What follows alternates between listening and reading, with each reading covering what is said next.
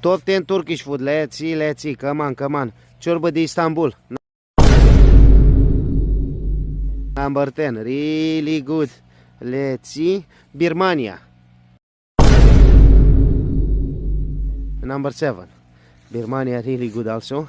Lachaun number 9.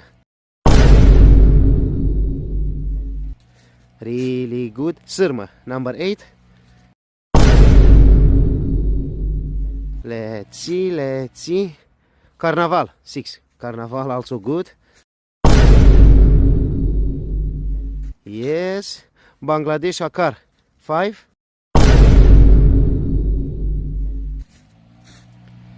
Adana Kapak number 4. Let's see. Postravaț 3. Çok güzel 2. And number 1 the best Turkish food is cafea.